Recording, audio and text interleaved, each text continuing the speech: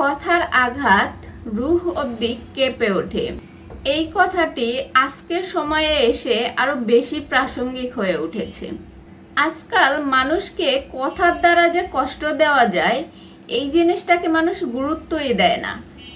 হয়তো সামাজিক যোগাযোগ মাধ্যমের ব্যবহারের কারণে বা দ্রুত জীবনযাপনের চাপের কারণে আমরা ভুলেই যাই যে কথারও ওজন আছে, কথারও চাপ আছে, কথারও শক্তি আছে।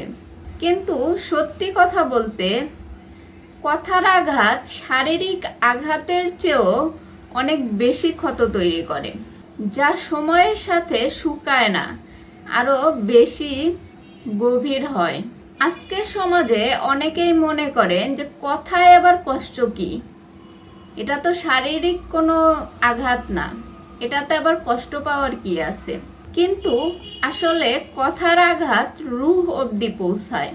একটি কঠিন কথার দ্বারাও কেউ তার মানসিক শক্তি হারিয়ে ফেলে, তার মন ভেঙে যায়, আত্মবিশ্বাস ভেঙে যায়, বিশ্বাসে ফাটল ধরে। আমরা একটা কথা বলে ভুলে যাই, কিন্তু সেই কথার দ্বারা অন্য মানুষের মনের যে আঘাতটা সেটার দাগ থেকেই যায়।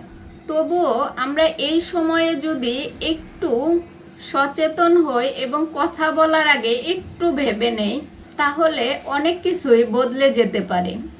কথার মাধ্যমে আমরা শুধু কষ্টই দেই না, কথার মাধ্যমে কিন্তু আমরা উৎসাহ, ভালোবাসা অনেক কিছুই করতে পারি। একটি ভালো কথার দ্বারা আপনি কিন্তু কারো জীবনও পাল্টে দিতে পারেন, হয়তো কারো দিনও বদলে দিতে পারেন, কারো হৃদয়ে আলো জ্বালিয়ে দিতে পারেন। তাই কথা বলার আগে একটু ভাবুন, একটু থামুন। আপনার কথায় যেন কেউ কেঁপে না ওঠে, আপনার কথায় যেন কেউ ভালোবাসার ছোঁয়া পায়। কারণ কথার শক্তি অসীম।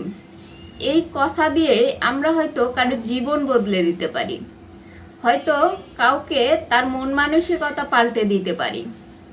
এই কথা দিয়েই আমরা অনেক কিছুই পরিবর্তন করতে পারি। তাই কথা বলার আগে অবশ্যই ভেবে নিব, অবশ্যই একটি থেমে ভেবে চিনতে তারপরে কথা বলবো। সেই কথাটা অবশ্যই ভালো এবং মানুষকে কষ্ট দিতে যেন না হয়। সবাই ভালো থাকেন, সুস্থ থাকেন। আল্লাহ হাফেজ।